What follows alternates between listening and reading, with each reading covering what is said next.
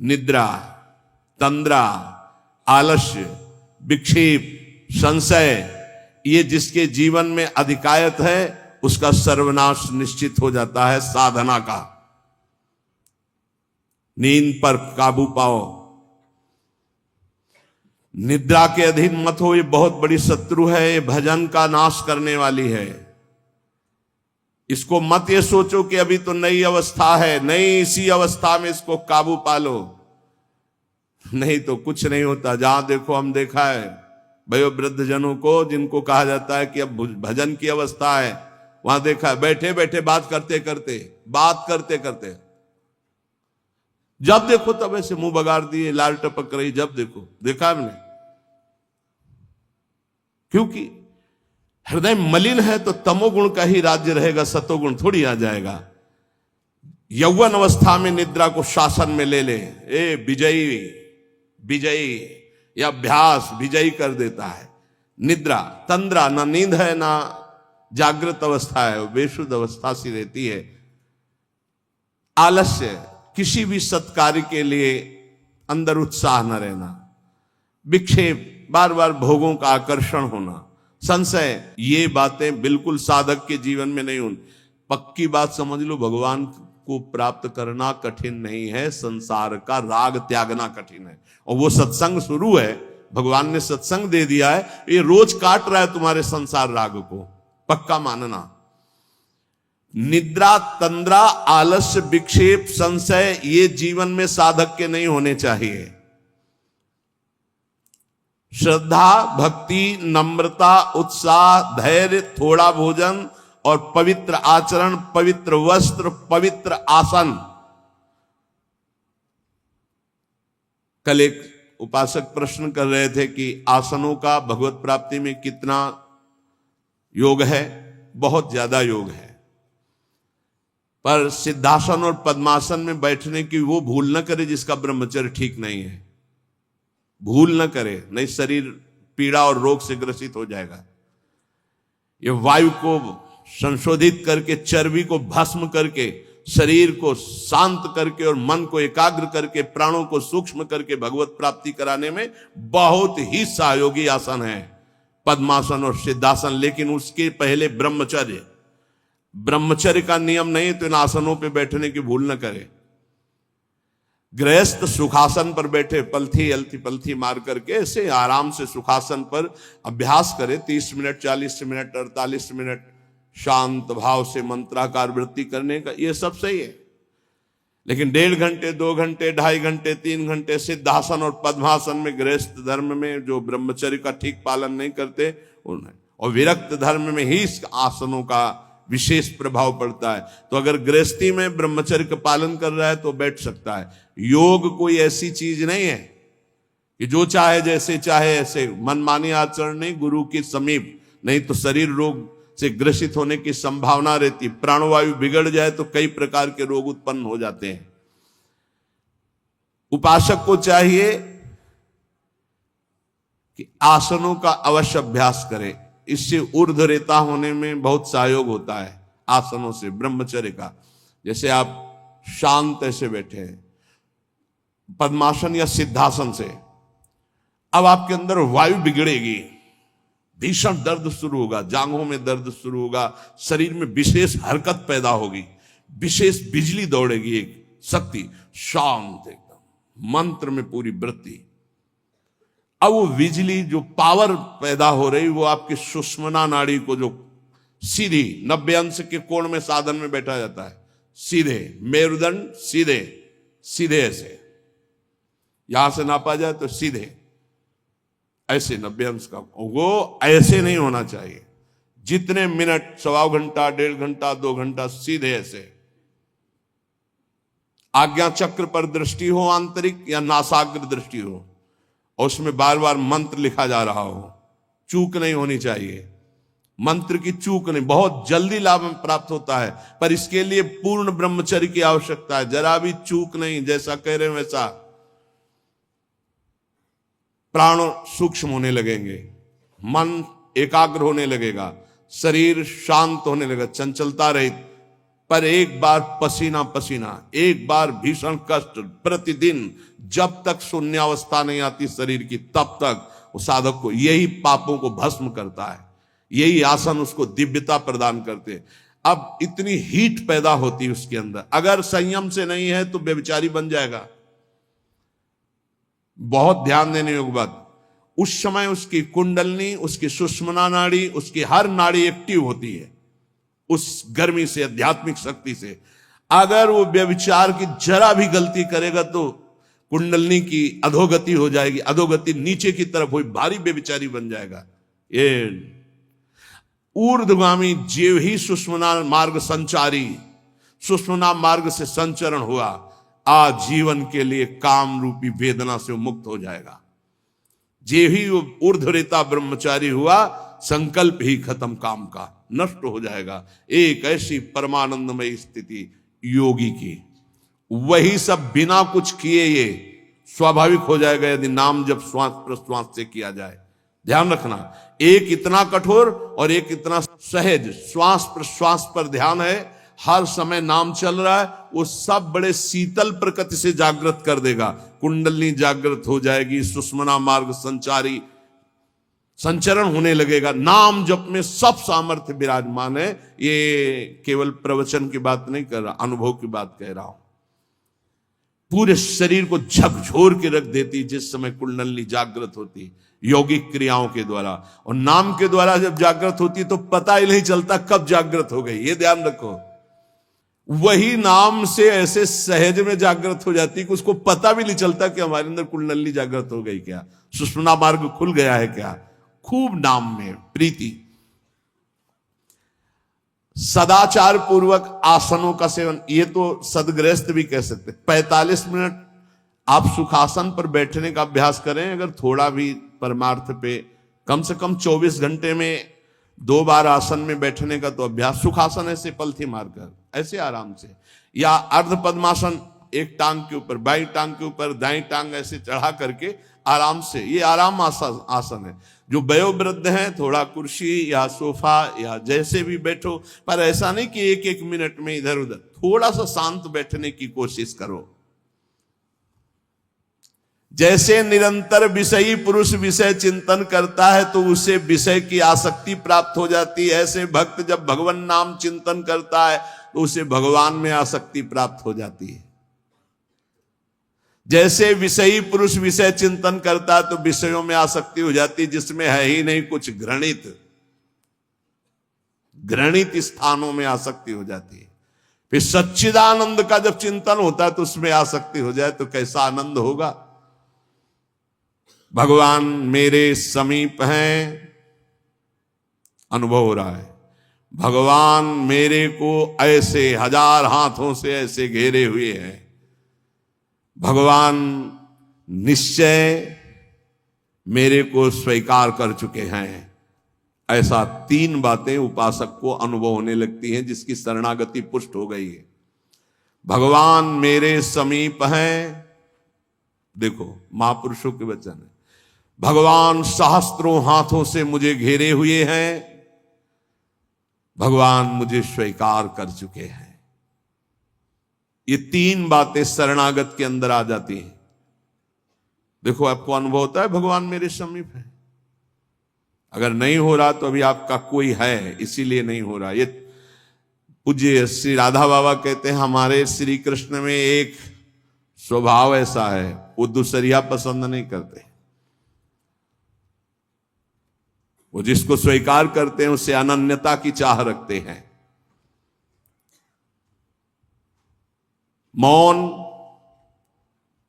अन्य चेष्टाहीन, शरीर मन वाणी केवल आराध्य देव में, तो अनुभव होने लगेगा कैसे प्रभु हमारे समीप रहते हैं। ये कितने बड़े महापुरुषों की खुली हुई बात है। भगवान मेरे समीप हैं, भगवान मुझे शास्त्रों भुजाओं से ढके हुए हैं, मेरी रक्षा कर रहे हैं, भगवान मुझे स्वीकार कर चुके हैं। ऐसा शरणागत को अनुभव होता है। आपको यदि अनुभव नहीं हो रहा तो मौन, सारी चेष्टाएं भगवान के लिए, शरीर मन और वाणी प्रभु के चरणों में समर्पित, तो आपको अनुभव होगा प्रभु मेरे समीप है। अनुभव होता है। हर उपासक को जीवित कैसे रहे। जो भोगों से जीवित है उनकी बात अलग, जो प्रभु से जीवित है उनकी बात। कोई सोच सकता है ये तो विरक्त कर सकता है, गृहस्थ कैसे कर सकता है? तो बोले गृहस्थ संबंधी जितने कार्य वो सब प्रभु को अर्पित करो, नियम से भजन का समय रखो। इतने समय ठाकुर सेवा, इतने समय पाठ, इतने समय भजन, इतने समय ड्यूटी, इतने समय अपने कार्य, समय से सब कार्य, सांसारिक कार्यों को भी समय से करो और भगवत अर्पित करो। जब तक दूसरों से क्रोध करते हो, द्वेष करते हो, कपट रखते हो, स्वार्थ भरा व्यवहार करते हो, अभिमान भरी वाणी बोलते हो और लोक में दूसरों की निंदा करते हो, तब तक हृदय में विद्यमान भगवान होने पर भी तुम ये अनुभव नहीं कर सकते कि वो मेरे समीप हैं। बहुत अमृत में वचन है, पता नहीं आपको कैसे लग रहे हो, बिल्कुल अंदर का ऑपरेशन है।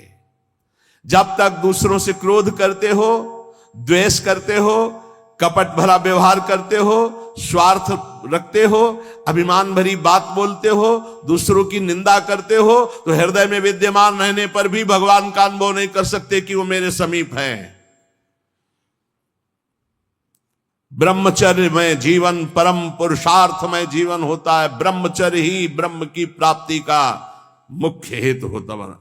ये मुख्य हेतु होता है। मान लो जिसके त्यागने में इतना सुख है, उसको रोकने में कितना सुख होगा। मान लो ये डॉक्टरों की ये बात हमारी समझ में नहीं आती जो ये कहते हैं कि ऐसा करना ठीक है। हमको उन लोगों की बात समझ में नहीं आती जो कहते हैं सर्वनाश का खेल खेलो और तुम स्वस्थ रहोगे। भगवान ऐसों की बुद्धि को बचाएं जो प्रमाण देना चाहिए कि हमारी नई पीढ़ी, हमारी नई समाज कैसे संयम में रहकर ऊपर उठती है। कोई भी घड़े में छेद कर दो भर जाए, ऐसा कैसे हो सकता है? चलनी में गैयादू है, दोष दैव को दे, हरि गुरु कहो न माने। कैसा कलयुग बढ़ गया है कि प्रमाण दिया जाता है सीरियल नौटंकी नाटकों से और डॉक्टरों से। कैसी बुद्धि भ्रष्ट हो गई है उपदेश देने वालों की। धर्म शास्त्रों की अवहेलना करके ऐसे उपदेश देने वालों को नरकी गति प्राप्त होगी, कोई भी हो। क्यों? क्योंकि वो जब ऐसा उपदेश कर रहा है तो स्वयं उसकी ऐसी धारणा है। और व्यभिचारी की गति कभी शुभ नहीं हो सकती। व्यसनी धन शुभ गति व्यभिचारी कभी नहीं हो सकती। शास्त्र मर्यादा का नाश करने वाले ऐसे लोग प्रमाण देते हैं नाटकों, नौटंकी और फिल्मों का कि ऐसा करना उस फिल्म में कहा गया, ऐसा करना उस डॉक्टर क्या है? शरीर संबंधी अंगों का ज्ञान रखने वाला है, ना कि वो परमार्थ विजयी योद्धा है। वो काम, क्रोध, लोभ, मोह, मद इनका ऑपरेशन करना जानता है क्या? इतना चाहे जितना तुम डिग्री ले लो, इस शरीर का तुम ज्ञान रख सकते हो, लेकिन मन का और बुद्धि का और परमात्मा तत्व का ज्ञान प्राप्त करने वाले महापुरुषों की, ब्रह्म ऋषियों की वाणियों का खंडन करने का अधिकार नहीं है। उन्हीं की बात से हमारा परमार्थ शुद्ध होता है। शरीर में जितनी पावर शक्तियां हैं वो सबका अंतिम रूप वीर्य है। सबका अंतिम रूप, सप्तम धातु का अंतिम रूप बनता है जाकर वीर्य। और उस पावर का नाश करने वाला कभी स्वस्थ रह सकता है? कैसी बुद्धि है, कैसा उपदेश है। यहां कह रहे हैं कि परमार्थ की शुरुआत ही ब्रह्मचर्य से होती है।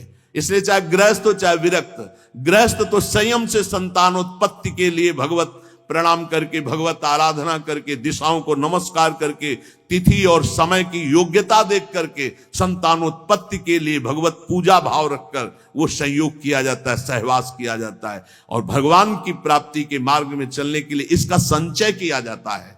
ब्रह्मचर्य परम जीवन, परम पुरुषार्थ ब्रह्ममय है। 10,000 वर्ष तक ब्रह्मचर्य रह करके कश्यप जी ने जब संतानोत्पत्ति का संकल्प किया तो विनता जी से भगवान गरुण जी का प्रादुर्भाव हुआ। भगवान अरुण जी का, जो सूर्य के सारथी और जो हरि के वाहन गरुण जी, अरुण जी। फिर 1000 वर्ष तक रहकर तो भगवान वासुकी, भगवान शेष, अनंत फणधारी, इनका जब जब वो सहवास करते तो हजारों वर्ष ब्रह्मचर्य रह के तो बलिष्ठ देवता, बलिष्ठ दैत्य सब उन्हीं से प्रकाशित हुए, कश्यप जी से। ब्रह्मचर्य पूर्वक जीवन कई वर्ष व्यतीत करके नाम जप करते हुए फिर संतान, तो चाहे बालिका हो चाहे बालक, वो जगत मंगल करने वाला हो गए, पशुओं जैसे आचरण से नहीं। ब्रह्मचर्य जिसका ठीक है वही, चाहे गृहस्थ हो चाहे विरक्त, वही परमार्थ पर विजयी हुआ है आज तक। सद्भाषण, सद्विचार, सद्भावना, न्याय निष्ठा, आडंबर पाखंड का त्याग, वही जाकर के धर्मात्मा महात्मा बनता है। इसलिए भक्त को चाहिए कि ब्रह्मचर्य पर विशेष ध्यान दे और रात्रि के सोने के समय ज्यादा सावधान रहे। उस समय वेदना काम की जरूर जागृत होती है, उस समय जरूर ध्यानस्थ रहे, कीर्तन परायण रहे, नाम जप करते हुए शयन करे और शेष भाग रात्रि का भजन में व्यतीत करे। मध्य भाग शयन के लिए, शेष भाग प्रारंभ भजन और उठने के समय भजन। अब आप लोगों की तो दिनचर्या ऐसा है कि अर्धरात्रि से शुरू हो जाती है, शेष भाग आने ही नहीं पा। ये जो ब्रह्म मुहूर्त समय कहा जा रहा है, इस समय तो सत्संग हो रहा है आपका। कितना सौभाग्य है कि आप उठना चाहो या ना उठना चाहो, आपकी दिनचर्या ऐसी कि आपको अगर 2:30-3 बजे नहीं उठोगे तो आप अपनी दिनचर्या नहीं कर पाओगे। कितना सौभाग्य कि श्री जी ने ऐसे हमको विवश करके साधन में लगा दिया है। विवश ना चाहे तो भी उपस्थित होना पड़ेगा। जो जबान का खूब लोभी है, भोजन का स्वाद लेने वाला, वो तमोगुणी स्वभाव का हो जाता है। वो कभी जनेंद्री पर विजय प्राप्त नहीं कर सकता, कभी ब्रह्मचारी नहीं हो सकता। लेकिन ये बात जितेंद्रीय महापुरुषों में परीक्षा नहीं की जा सकती। संध्या के समय भोजन करने से भजन में अरुचि पैदा हो जाती, इसलिए संध्या के समय कभी भोजन न करे। भोजन के समय नाम जप जरूर करे, क्योंकि एक एक कवल में जितना बार नाम जप करोगे शरीर में रस जाएगा, वो रस आपको भजन में बढ़ाएगा। टीवी चला के भोजन न पावे, क्योंकि टीवी का दृश्य देख के चिंतन करते हुए भोजन पाओगे तो टीवी में चल रहा है वही तुम्हारे चिंतन में चलेगा, तुम्हें परमार्थ से रहित कर देगा। अगर बहुते कुछ देखने सुनने की आदत है तो उस समय संतों के पावन चरित्रों की चर्चा सुनो, कोई कथा चलाओ, कथा सुनते हुए भोजन पाओ। अगर एकाग्रता पूर्वक भजन करने की रुचि नहीं जागृत हुई तो सत्संग सुनो, संतों के चरित्र सुनो, बड़ा प्रभाव पड़ता है। संतों की छवियां सामने रखनी चाहिए जहां भोजन पाने का हो, कुछ सदुपदेश सामने रखने चाहिए। अपने यहां तो बड़ा मंगलमय है, राधा राधा ऐसा नाम चलता रहता है। एक दिन सबके बीच में पाया, बड़ा सुख मिला कि नाम चलता रहता है, आप लोगों के कान में नाम गूंज रहा है। भोजन के पहले हाथ और पैर अच्छे से धो लेना चाहिए। लांग बूट पहन करके भोजन पाते हैं तो पैर क्या धोएंगे। होटल में गए ऐसे जूता पहने ऐसे, अरे पवित्रता जितना रखोगे उतनी बुद्धि शुद्ध होगी। अब तुम खड़े हो बॉर्डर पे, वो बात अलग है सैनिक रूप में, लेकिन सब सैनिक है थोड़ी है। भोजन पहले कैसे पाते थे हम आपको कैसे बताएं, आप हंसोगे गांव की बात सुन करके। जब भोजन पाने जाते थे तो ऊपर के वस्त्र उतार दिए जाते थे। जो पुराने जन है गांव के वो भले जानते हो, आज के आधुनिक क्या जानेंगे। नीचे धोती कांच, पैर हाथ धो के कुल्ला करके, पाटा लकड़ी का उसको धो करके, नीचे ऐसे चौका लगा हुआ है, फिर आते थे। स्टील के पात्र प्रयोग नहीं हो सकते रसोई में या कहीं भी नहीं, कांसे के फूल के ऐसे पात्र होते। जब प्रसाद ऐसे भोग सामने आता तो फिर थोड़ा सा अंगार रख करके 5 कवल वहां स्वाहा स्वाहा, और फिर उसको तब जाकर, ये किसान की बात कह रहे हैं, घर गृहस्थी की बात कर, कोई साधु महात्मा की बात नहीं कह रहे, घर गृहस्थी की। उस समय कोई बोल नहीं सकता, कोई छू नहीं सकता। ऐसे पवित्र, तब विचार पवित्र होते, तब उनके चिंतन में सत्य धर्म ऐसे आचरण है। पशुता का कौन बना रहा है, कैसा बना रहा है, कोई मतलब नहीं, खाए जा रहे हैं, बस चर्बी बढ़ी जा रही है, पेट जो है झुकने लायक नहीं रह गया है। 4 सीढ़ी चढ़े तो नए नए बच्चे होश में। ये ज्यादा मोटापा जो चर्बी का है, ये बाहरी होटलों वाले भोजन में सब नहीं। हर साधक को 2-4 किलोमीटर दौड़ लगानी चाहिए। 40 मिनट व्यायाम करना चाहिए। व्यायाम जरूरी, शरीर को थकाना ब्रह्मचर्य के लिए आवश्यक है। अब ना मानो तो भगवान जाने, आप क्या करें, कह ही सकते हैं। रसास्वादन के लोभ से जो भोजन किया जाता है वह ब्रह्मचर्य में बड़ा हानिकारक होता है। इंद्रियां वश में नहीं होती, तमोगुण बढ़ जाता है। संध्या के समय भोजन नहीं करना चाहिए, भोजन के समय भाषण नहीं करना चाहिए। हाथ पैर धो करके पवित्र भाव से उत्तर या पूर्व की तरफ मुख करके नाम जप करते हुए भोजन प्रसाद पाना चाहिए। उत्तर या पूर्व की तरफ मुख करके जो भोजन पाते समय आप चिंतन करोगे उसका 24 घंटे प्रभाव रहेगा, इसलिए नाम जप जरूर करें। कुचिंता, कुप्रवृत्ति, कुसंग ये भोजन से बढ़ जाते हैं। भोजन के समय किसी द्वेषी पुरुष का चिंतन करके जलते हुए पा रहे हो, पूरा 24 घंटे विक्षेप पैदा करेगा। इसीलिए कहा भक्तों के चरित्र जरूर, या कोई सत्संग या भगवान नाम कीर्तन या ऐसे कोई भगवत भक्तों की अंदर से चिंतन वृत्ति रखते हुए भोजन के समय बहुत सावधान। भोजन 24 घंटे के लिए रक्त बनाने वाला पदार्थ जा रहा है, उस समय बहुत बढ़िया चिंतन करते हुए पाना चाहिए। जो एक दूसरे से हंसी मजाक करते हैं, जो सीरियल तमाशा नौटंकी के ऐसे देखते हैं, जो छल भरी बात करते हैं, जो दूसरों के साथ गंदे व्यवहार करते हैं, ऐसे लोगों से भक्ति करने वालों को बचना चाहिए। दूसरों की चर्चा करना भक्ति मार्ग में बहुत ही हानिकारक है, पर चर्चा किसी की नहीं होनी चाहिए, नहीं तो निंदा जरूर हो जाती है। जो हर समय नाम जप करते हैं उनके शरीर में परमाणु नामाकार पैदा होने लगते हैं शरीर से। ऐसे जनों के साथ बैठना, संभाषण करना, उनके साथ भोजन पाना या उनकी चरण रज या उनका उच्छिष्ट या उनका कुछ दिया हुआ पदार्थ मिले तो नाम जप में बड़ी रुचि बढ़ती है। जो शांत रहता है, वाद विवाद नहीं करता है, भगवत चिंतन परायण है, उसे ही शांताकार पुरुष कहते हैं। शांताकार, शांत रस। वहीं से जो तीर्थों में भ्रमण करता है उसकी चित्त वृत्ति बहुत जल्दी शुद्ध होती है, पर कुभावना और पाप आचरण का त्याग करके तीर्थ भ्रमण।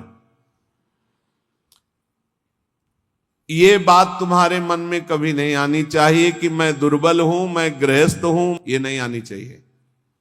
जब कोई कहता मैं गृहस्थ हूं तो उसी समय कहते ये बोलो मैं भगवान का हूं पर गृहस्थी धर्म से युक्त हूं, ये बोलो। आधी बात क्यों बोलते हो? तुम गृहस्थ हो, आधी बात है। पूरी बात है तुम श्री भगवान के हो पर तुम्हारा गृहस्थ धर्म है। जैसे हम प्रियाजू के हैं पर हमारा विरक्त धर्म है। आप प्रियाजू के हो, आपका गृहस्थ धर्म है। दोनों अपने अपने धर्म का पालन करके प्रियाजू को प्राप्त होंगे। मैं बहुत नीच हूं, दुर्बल हूं, अपवित्र हूं, ये सब बातें केवल बोलने की बात है। अंदर से बात रहती मैं प्रियाजू को हूं, जैसा भी हूं प्रियाजू का हूं। ज्यादा इनका प्रभाव न पड़ने पावे अंदर, नहीं तो फिर निरुत्साहित हो जाओगे। नहीं, जैसा भी हूं प्रियाजू का हो। ये मन की दुर्बलता भजन से हटती है, धैर्य एवं उत्साह बढ़ने लगता है जिसका नाम जब चलता है। भक्त वही जो केवल गुरुदेव वाक्य और भगवत वाक्य पर विश्वास रखता है, अन्य नहीं। गुरुदेव के वचन और भगवान के वचन बस। ये काम क्रोध की तरंगे मन में उठती हैं, चिंता मत करो, नाम जप करो, गुरुदेव के वाक्य पर विश्वास रखो, शांत हो जाएंगी। देखो तुम्हें मैं बड़े अनुभव की बात बताता हूं। मैंने अपने प्रभु के नाम से जो प्राप्त किया वो हमको और किसी साधन से नहीं मिला। मैं इस समय मस्त हो रहा हूं। महात्मा श्री हरनाथ ठाकुर जी नाम के बहुत बड़े संत हुए। मैं तुम्हें अपने जीवन के अनुभव की बात बताता हूं। मैं इस समय बहुत मस्त हो रहा हूं नाम जप के द्वारा। कभी भी मैंने सूची और असुचि का विचार नहीं आने दिया। सूची माने होता पवित्रता, असुचि माने होता अपवित्रता, कि अपवित्र हूं कि पवित्र हूं इसका विचार नहीं आने दिया। हर समय नाम जब चलता रहा है। तुम्हें सच्ची बतावें, यहां ना कुछ पवित्र है ना अपवित्र है। देखो कैसा मन का नाटक है।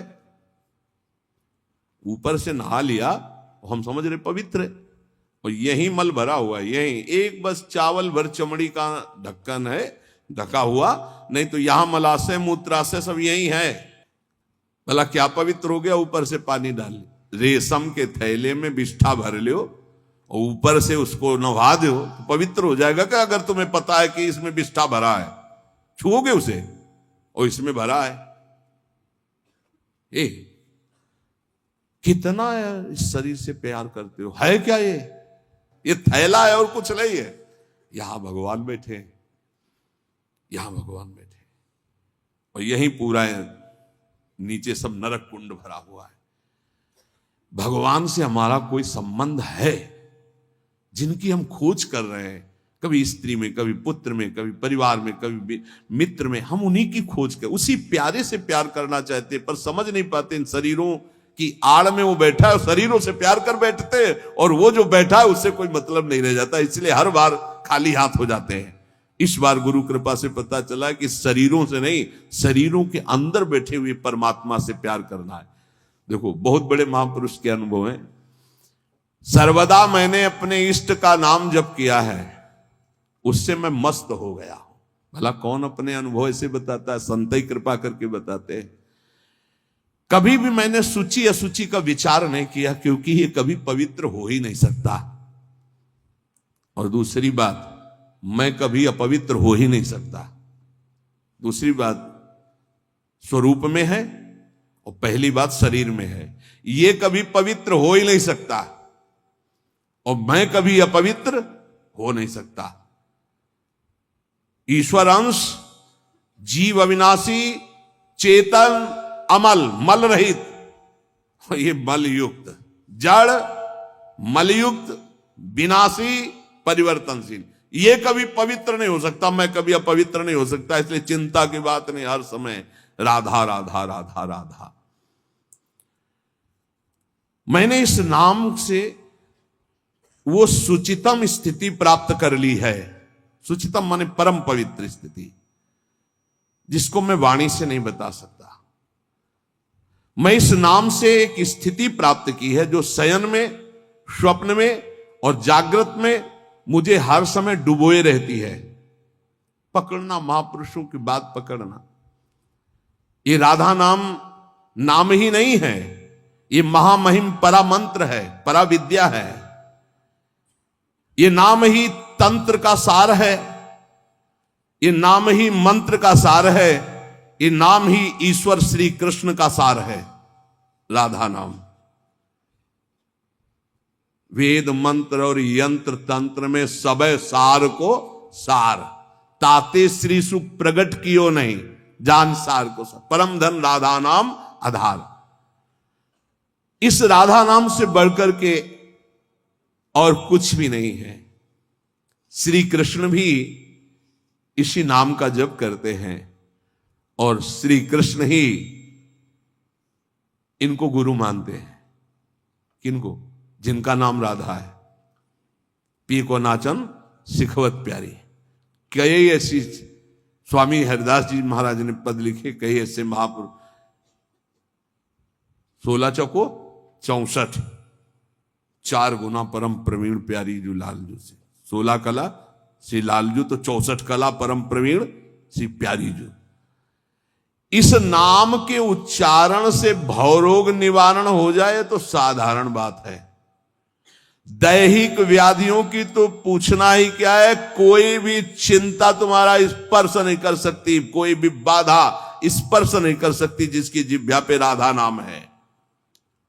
मेरी बात मान जाओ, नामोच्चारण करो, सारा संसार तुम्हारा ही हो जाएगा। तुम देखोगे सारा संसार तुम्हें प्यार करेगा। तुम चिदानंद रस में मगन रहोगे, निरानंद की छाया भी नहीं छू सकती तुम्हें। आदि भौतिक, आदि दैविक, आध्यात्मिक कोई भी भय नहीं रहेगा। सभी भय भयभीत होकर भाग खड़े होंगे। सदा के लिए तुम निर्भय और निश्चिंत हो जाओगे। इसलिए मेरी बात मान लो, नाम लो नाम।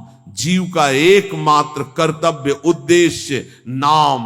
नाम भूल जाने पर इंद्र का इंद्रत्व भी नरक के समान लगने लगेगा यदि नाम जप करोगे तो। क्या है इंद्र के इंद्रत्व में?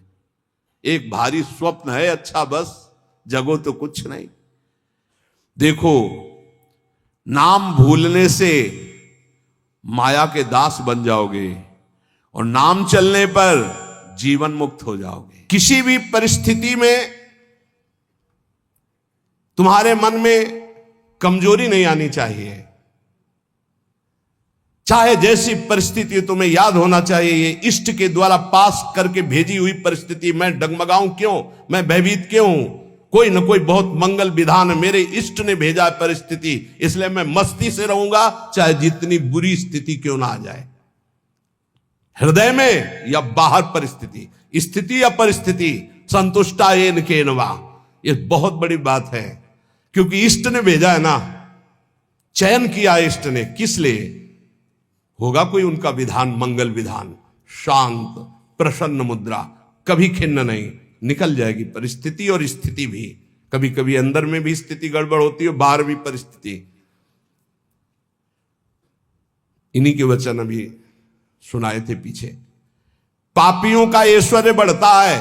प्रश्नकर्ता को सुन ले ध्यान से। ज्यादातर प्रश्न करते हैं कि धर्म में चलने वाले को बड़े धक्के मिलते हैं, पाप करने वाले बड़े मौज से होते हैं।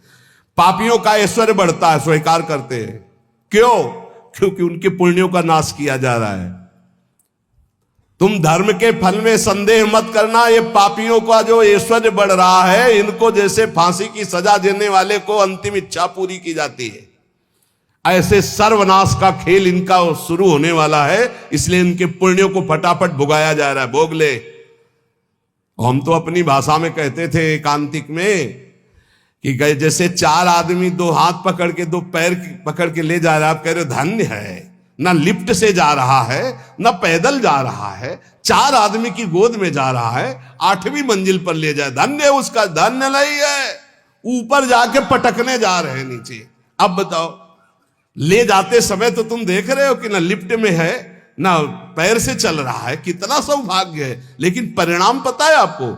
ये चार लोग उसको ऊपर 8वीं मंजिल में ले जाकर पटकने जा रहे हैं। अब क्या लगेगा? धन्य नहीं लगेगा, बड़ेगा दुर्भाग्य है, मरेगा जाके।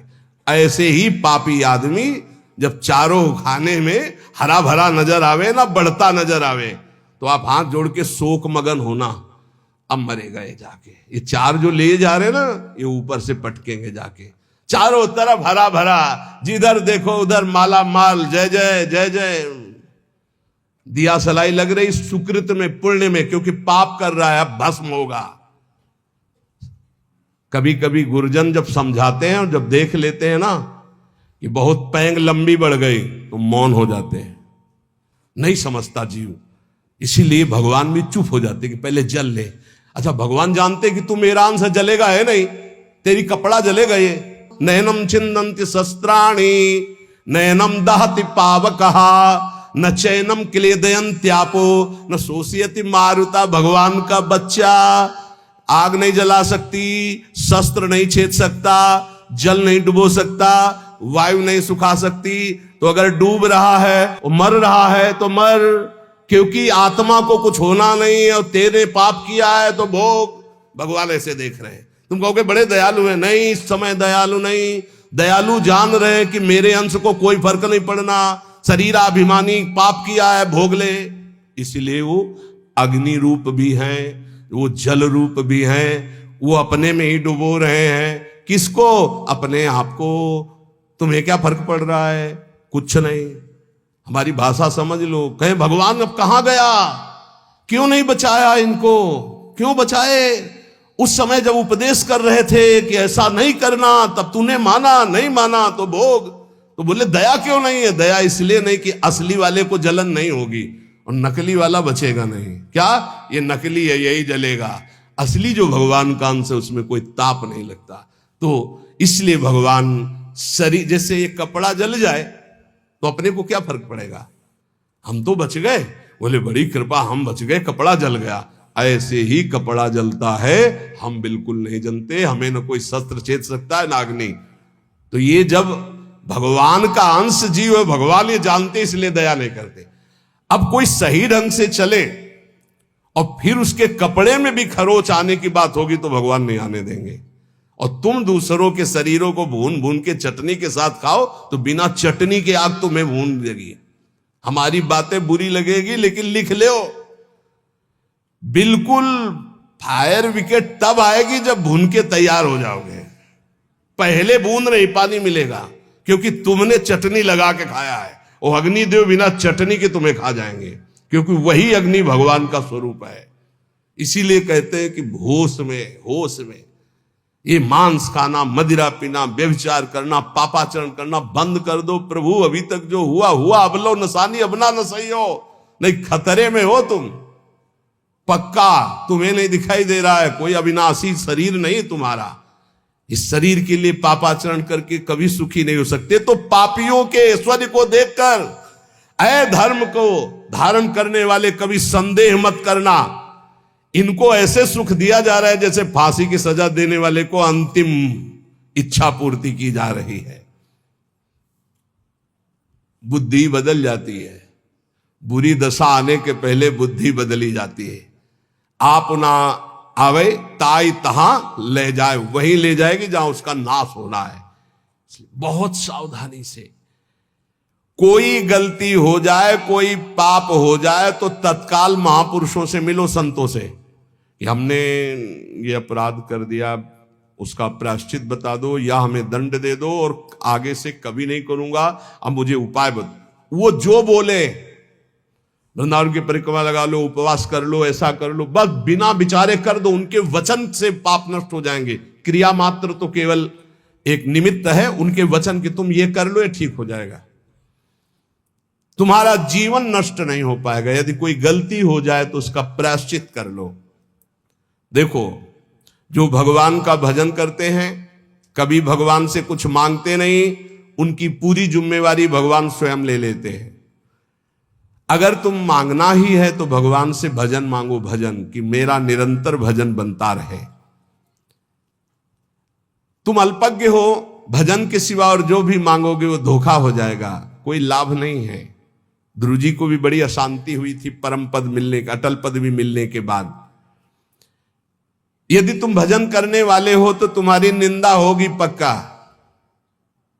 भीतर ही भीतर जब निंदा हो तो प्रसन्न होना, उससे कभी शत्रुता मत करना, क्योंकि वो निंदा करने वाला कृपा करके भगवत प्राप्ति में जो बाधक पाप है उसको वो ले रहा है। बड़ी कृपा है। निंदा करना दूसरों के पापों को लेना है, अपने को तो करना नहीं है। दूसरा कोई अपनी निंदा करे तो बहुत प्रसन्न होना है। ये कितना महान है कि जो हमें भगवत प्राप्ति में बाधक भाव थे उनका वो अपहरण कर रहा है। बिना प्रयास के, बिना प्रयत्न के, बिना भोगे तुम्हारे प्रारब्ध का नाश करने की सामर्थ्य निंदा में है, जो तुम्हारी दूसरे निंदा करते हैं। बड़े कृपालु हैं। इसलिए निंदक को परम सहायक मित्र मानना चाहिए। निंदक नेरे राखे आंगन कुटी छवाए, समीपे रहे जिससे कोई चूक ना होने पाए, हर गलती वो हमारी देखे। और भगवान बड़े कृपालु हैं।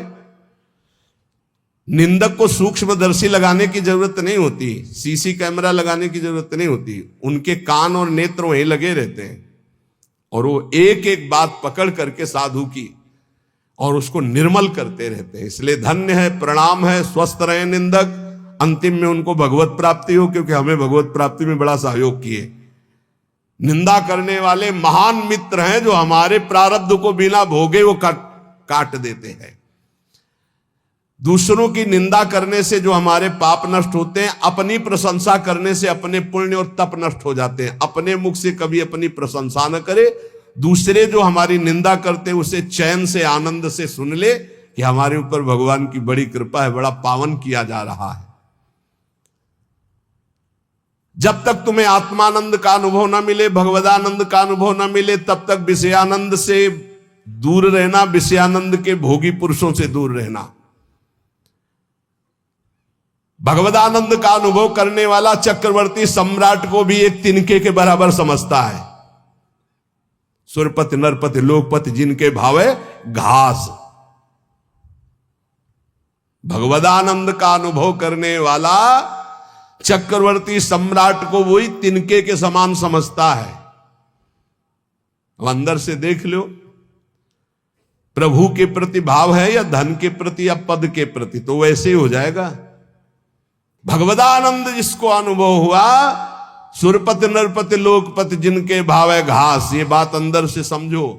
अपमान किसी का करना नहीं, पर अंदर से किसी के प्रति ऐसा भाव न रहे कि धन को लेकर, रूप को लेकर, अभिनय को लेकर, पद को लेकर के हमारा गर्व है कि हमारे पास अमुक आए, हमारा गर्व है कि हमारे पास परमहंस आए, अवधूत आए। हमारा गर्व, ये उनका सौभाग्य है कि उनको एक बार इस रज में माथा रखने का सौभाग्य मिला। ऐसा करो कि अब कुछ करना ना पड़े। ऐसा करो कि मां के गर्भ में वास अब ना करना पड़े। ऐसा करो कि मनुष्य जन्म अभी आखिरी जन्म हो और हम श्री भगवान को प्राप्त हो जाएं। अगर माली से संबंध रखोगे तो पुष्प वाटिका का कोई भी फूल तुम चयन कर सकते हो। ऐसे ही यदि तुम भगवान से संबंध रखोगे तो अनंत ब्रह्मांड भगवान की पुष्प वाटिका है। किसी भी ब्रह्मांड में स्वतंत्र रूप से तुम जा सकते हो। कैसे? जैसे माली के होकर बगीचे में घूमो, आनंद ले रहे हो, कोई फर्क नहीं पड़ता। लेकिन एक जंगल में जाके भटक गया है वो, और एक जो माली के साथ उसी जंगल में आनंद ले रहा है वो, एक जो जेल में कैदी बना है वो, और एक जो जेलर बनकर वहां कैदियों के बीच में है वो, दोनों में अंतर है। अब कैदी बन के नहीं रहना, अब जेलर बन के रहना है। अब भटकना वाला नहीं स्वरूप है, अब मालिक के साथ रहकर भ्रमण करना है, आनंद लेना। अनंत ब्रह्मांड मेरे स्वामी के हैं और स्वामी की स्मृति के साथ कोई भय नहीं। अब ये कर्म बंधनों की जेल में नहीं रहना, ये मनुष्य शरीर पाकर अब स्वतंत्र होना है। ये बात अंदर बैठा लो। विषयी का संग साक्षात काले सर्प के संग के समान समझो। विषयी पुरुष का संग, ये विषयी पुरुष विष के समान है। इनके स्पर्श से, इनके संभाषण से, इनके दर्शन से इनके शरीर में चिपटे रहते हैं ऐसे परमाणु, जो तुम्हारे अंदर आएंगे और तुम्हारे भजन को जलाकर राख कर देंगे, भजन की वृत्ति को जला के राख कर देंगे। जितनी जल्दी हो सके अपने को जलने से बचाना चाहते हो तो विषयी पुरुषों का संग छोड़ दो। संगम त्यजेत मिथुन व्रतिनाम मुमुक्षु, बहुत बड़ी बात है, इसको अंदर से समझ लो। प्रयत्न करो। विषयी पुरुषों का संग साक्षात भयावह विषधर सर्प के समान है, वो तुम्हारी समस्त साधना को चौपट कर देगा। विषय की अग्नि की चपेट में तुम अध्यात्म शक्ति को भस्म कर दोगे। इसलिए दूर, हमको यही देखना है। जब भगवान मोहिनी रूप के पीछे भाग रहे थे ना, तो बड़े बड़े जो पद्मासन लगाए बैठे थे, तो मोहिनी भगवान ऐसे करते हैं। देख लो, ये वो हैं जो ब्रह्मबोध प्रदान करते हैं, और मेरा ये वो रूप है जो ऐसों को भी पीछे दौड़ा भगवान के मोहिनी रूप का। ऐसे ही ये भगवान उदाहरण देते रहते हैं, भगवान ही उपदेश दे रहे हैं। पक्का समझिए, बहुत बहुत विचित्र, अतिशय प्रबल देव तो माया, जो शास्त्र कह रहा वैसे चलोगे बच जाओगे। यहां सत्संग के द्वारा हमको ये समझना है कि हमें जो मिला बहुत कीमती चीज है, परमार्थ बहुत कीमती चीज है। इसको छीनने के लिए बहुत माया रंग रचेगी। अगर आप कोई वासना लेकर इस मार्ग में चलेंगे तो वही वासना अंतर की माया जानकर तुम्हारे आगे जाल फेंक देगी और तुम्हें रोक लेगी। इसलिए सत्संग के द्वारा जल्दी से जल्दी वो वासना काट दो जो तुम्हें गिराने वाली है। उस वासना का संयोग होने पर भागो, ना कि उसको स्वीकार करो। पहले प्रयत्न करो, फिर प्रार्थना करो। पहले बचने की कोशिश करो। जब आपको लगे कि अब गिरा तो फिर भगवान से प्रार्थना कर दो कि तत्काल मुझे बचा लो। यदि कोई ऐसी विपत्ति आ जाए तो पहले बचने की कोशिश करो, भागो विवेक के द्वारा। अगर नहीं संभल पा रहे तो इष्ट को पुकारो, देर मत करो। विषयी पुरुष का आश्रय और संग आपको नष्ट कर देगा। बहुत बहुत सावधान, बहुत सावधान। मतलब ये भले भजन कम हो, पड़े रहो, भगवान की प्राप्ति हो जाएगी, क्योंकि भरोसे पे पड़े रहने वाला ही महान संत बनता है। लेकिन संग किसी का ना, असंग, असंगता बहुत बड़ी सिद्धि है। चाहे गृहस्थ में हो चाहे विरक्त में, अपने को बचाओ। जो आपके सुकृत को, आपके भजन को लूटने वाले लोग हैं, ऐसे लोगों से बचो। सदा इतना तो ज्ञान तुम्हें होना चाहिए कि तुम्हें उचित फंसाया जा रहा है या अनुचित फंसाया जा रहा है। लेकिन अनुचित फंसाने वाले बहुत अमृत जैसे लगते हैं।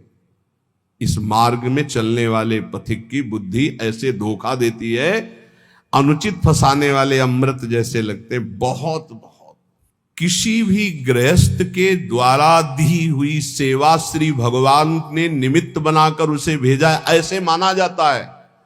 एहसान कभी नहीं माना जाता। ध्यान रखना, साधुता में, जो साधुता में निमित्त माना जाता है। जैसे आप आए और कुछ, तो हम ये देखते हैं मेरे प्रभु आए हैं, मेरे आराध्य देव, इस रूप का जो निमित्त बनाकर हमारे पास भेजना, मेरे आराध्य देव। तो हमारी आसक्ति आराध्य देव में, ना कि उस व्यक्ति में। अगर व्यक्ति में तो गया, ये चाहे गृहस्थी में चाहे विरक्ति में, बात अंदर से समझ लीजिएगा।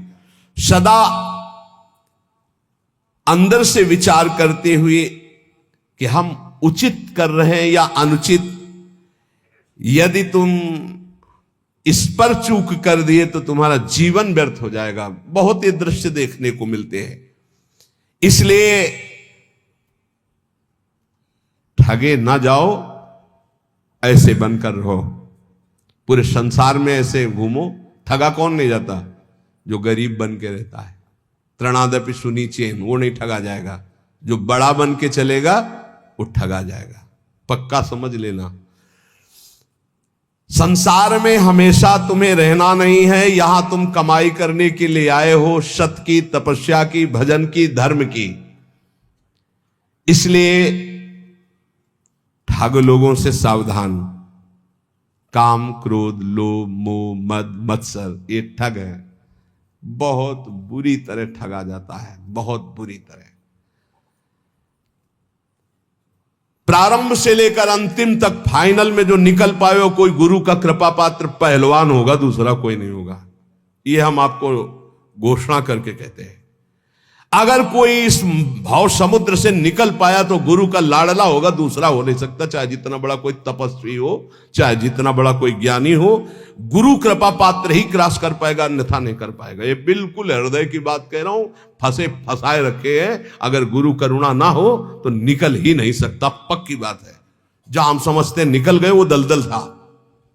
अगर निकला गया तो केवल गुरु कृपा से निकला गया। दलदल कैसा होता है? एकदम प्लेन, ऊपर सूखा, बराबर एकदम लगता चकाचक हो, जो रबड़ी जैसा। पैर रखो, धसते चले जाओ। ये है पंख, माया पंख। इससे केवल गुरु का लाडला ही निकल सकता है। ये बिल्कुल जय घोष के सहित हम कहते हैं, जिसने अपने गुरु चरणों का आश्रय लिया वो माया पर विजय प्राप्त कर लिया। अन्यथा उसके इतने हथकंडे फंसाने के हैं कि को बिरला, जो कहो हरिवंश रस बिरलो समझन हार, एक दुई जो पाइए खोजी सब संसार। जो गुरुदेव का अभिन्न अंग बन जाता है, उस शिष्य को अपने उद्धार के लिए बुद्धि का प्रयोग नहीं करना पड़ता। ये हम बड़े बड़े महापुरुषों के वचन सुना रहे हैं। जो शिष्य अपने गुरुदेव से छल कपट और झूठ बोलता है, उससे बड़ा महापापी और कौन हो सकता है? एक बार एक महापुरुष ने कहा था कि संसार में कहीं भी झूठ हो जाए, कपट हो जाए, पाप हो जाए, तो एक जगह है गुरुदेव का घर, गुरुदेव के चरणारविंद, जहां खुला बेपर्द हो जाना चाहिए। बेपर्द का मतलब, महाराज ऐसी गलती हुई, ऐसे पापी हूं, ऐसा नीच। वहां बिल्कुल भय मत करो, झूठ मत बोलो, छल कपट मत करो। वो तुम्हें डांटेंगे, भगा देंगे, तिरस्कार करेंगे, कभी हमारे सामने मत आना, जा, ऐसा वो सब पाप नष्ट हो जाएंगे। यहां कह रहे जो गुरुदेव का अभिन्न अंग बन जाता है उस शिष्य को अपने कल्याण के लिए बुद्धि लगानी नहीं पड़ती, और जो गुरुदेव के सामने छल कपट और झूठ बोलता है उससे बड़ा कोई पाप नहीं होता। कहां मोचन करोगे? सब पापों का मोचन करने वाले तो सदगुरुदेव भगवान है। भारी से भारी वैष्णव अपराध बन गया हो कोई भी, एक तो वो उपाय बताएंगे कि जाओ उन्हीं के पैर पकड़ो, नहीं हो रहा, अगर वो कह दें कि जाओ अच्छा कुछ नहीं सब ठीक हो जाएगा, बिल्कुल संशय मत करो, कोई अपराध नहीं लागू होगा। ये हम तस्मात् शास्त्रम प्रमाणम की बात कह रहे हैं। गुरु माफ कर दे तो विश्व का भारी से भारी अपराध माफ हो जाता है। अगर कितना भी बड़ा अपराध बन गया हो और गुरुजी उलट कर ये कह दे कोई बात नहीं, जाओ कोई बात नहीं, तो तुम्हारा निश्चित सारे अपराधों से अपने आप प्रायश्चित हो गया उनके एक शब्द कहने से। कोई बात नहीं, जाओ कोई बात नहीं। बड़े से बड़े अनर्थ का नाश गुरुदेव के एक शब्द से हो जाता है, जाओ कोई बात नहीं। वेद शास्त्र को सामने रखकर अत्याचार अनाचार करना, झूठ बोलना, कपट करना, तो क्या तुम्हें यह पता नहीं कि प्रभु घटघटवासी हैं? क्या वो प्रभु नहीं देख रहे कि तुम शास्त्र को सामने रख करके क्या आचरण करते हो, क्या बोलते हो? तो शास्त्र गुरुदेव यही तो तुम्हारे कल्याण के लिए है। कम से कम शास्त्र का प्रवचन, शास्त्र की वार्ता और गुरुदेव के शब्द, गुरुदेव के प्रवचन, गुरुदेव की वार्ता, इसी तो अपने जीवन में सत्य मानकर उतारो। एक मनुष्य ने प्रश्न किया गुरुदेव से कि महाराज भगवान नाम से सुना है कि सब काम हो जाता है, तो फिर संध्या तर्पण यज्ञ दान ये सब करना चाहिए कि नहीं करना चाहिए?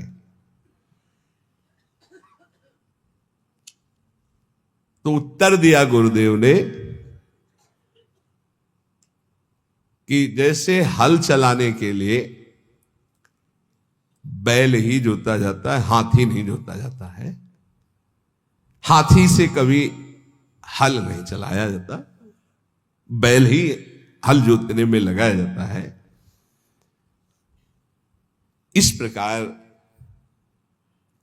जैसे दान देना है या संध्या तर्पण आदि करना है या और अन्य कार्य हैं, भगवान नाम बड़ा महान साधन है, उसको केवल भगवत प्राप्ति के लिए रखो।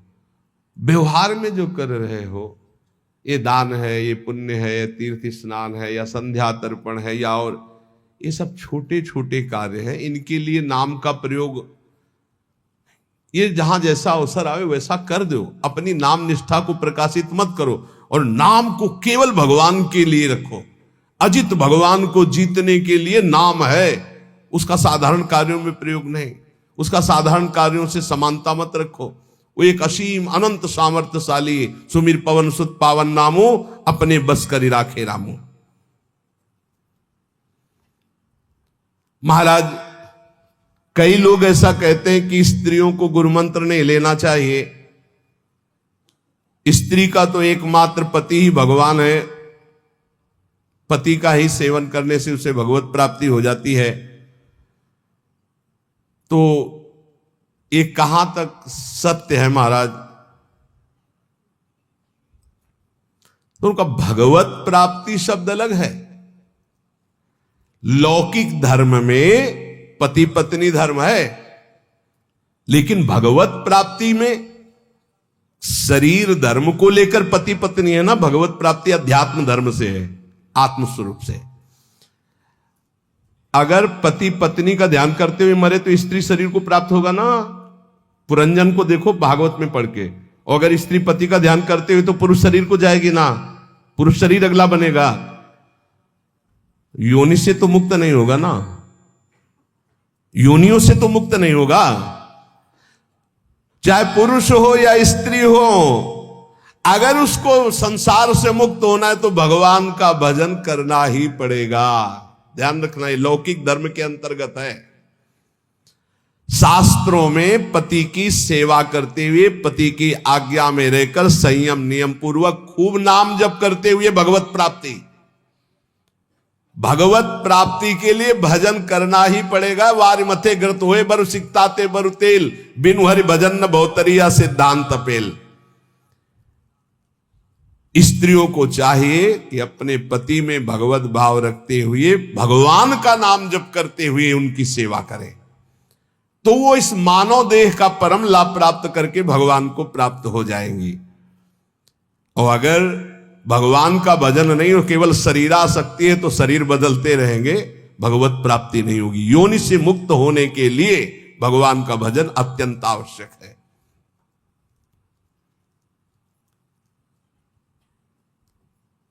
पति यदि परमात्मा का ध्यान करता है, स्त्री भजन नहीं करती, तो कहते हैं कि पति का हिस्सा पत्नी को मिल जाता है।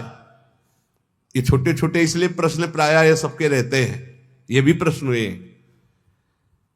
देखो, ये लौकिक पुण्य की बात है, लौकिक पुण्य की बात कि भाई दान कर दिया पति ने 5,000 रुपए वहां प्रयाग में जाके, पत्नी घर में है, तो 2,500 के उसके आ जाएंगे, पुण्य 2,500 का। लेकिन भगवान का भजन स्वयं करने से मुक्त होगा।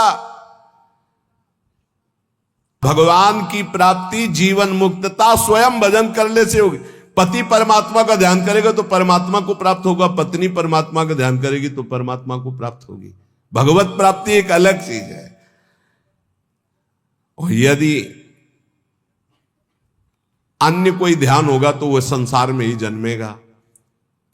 स्त्री यदि शरीर का ध्यान करते हुए पति के मरे तो भगवत प्राप्ति हो जाएगी क्या? शरीर की प्राप्ति होगी। पुरुष स्त्री शरीर का ध्यान तो स्त्री शरीर की प्राप्ति। भगवत प्राप्ति के लिए सिर्फ भगवान का भाव। अब वो चाहे मंदिर में मान लो भगवान, चाहे पति में भगवान मान लो, चाहे पुत्र में भगवान मान लो, चाहे कुत्ता में भगवान मान लो, जहां भी तुम्हारा भाव बने। अगर देखो नामदेव जी ने कुत्ते में भगवान माना तो भगवान मिले ना, खंबे में भगवान माना तो भगवान मिले ना। भगवान के भाव से ही मुक्ति है, भगवान के भाव से ही भगवत प्राप्ति है। ये साधारण पुण्यों का हिसाब किताब भले हो जाए, भजन का नहीं। भजन तो करोगे तो भगवान की प्राप्ति होगी।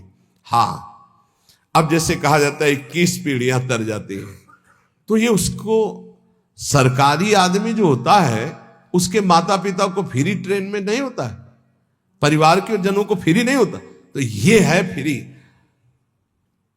पत्नी अगर भगवान का भजन करेगी तो उसके माता पिता का जो कुल है उसको उतारेगी। पति भगवान का भजन करेगा तो अपने माता पिता के कुल को उतारेगा, और दोनों मिलकर भजन करेंगे तो दोनों कुलों को उतार देंगे। भजन प्रत्येक जीव को स्वयं करना होगा, स्वयं से भगवत प्राप्ति होगी। अगर भजन नहीं करोगे, तुम्हारी जिह्वा में नाम जप नहीं चलेगा, तो बात नहीं बनेगी। माता पिता कुल परंपरागत वो भगवान की बनाई हुई मर्यादा है, उससे पार होता है। जब भारत सरकार ऐसी व्यवस्था कर देती कि जो सरकारी आदमी होता है उसको गाड़ी बंगला मिलता है, उसके परिवार को जो सरकारी जैसे ट्रेन आदि उसमें फ्री आने जाने की कई व्यवस्थाएं होती, तो ऐसे ही भगवान ने व्यवस्था कर दी कि जिस कुल में भगवान का भगवत प्राप्त महात्मा पैदा हुआ तो उसकी आगे की पीढ़ी पीछे की पीढ़ी 21 पीढ़ियां तर जाती है, तो भगवान जैसा चाहे वैसा करे।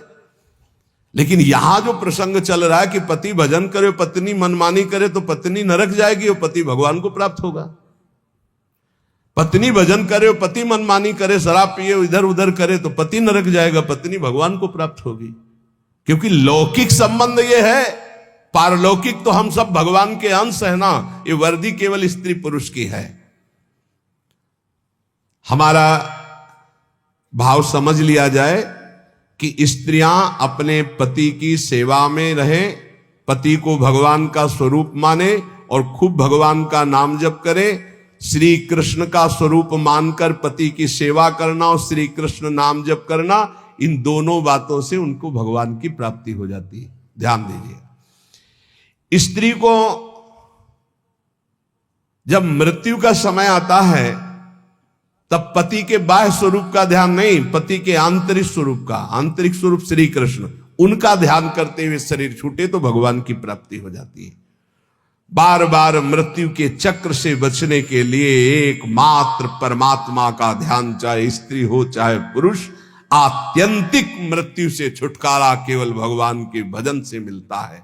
इसलिए कोई भी हो, भगवान का नाम जब निरंतर करो, सब कल्याण ही कल्याण है। ये जो महापुरुषों के अलग अलग संतों की हम बातें चयन करके लाते हैं, आपको सुनाते हैं, आप इनका मनन कीजिए और अपने जीवन में उतारिए। यहाँ के सत्संग का एकमात्र उद्देश्य है भगवत प्राप्ति।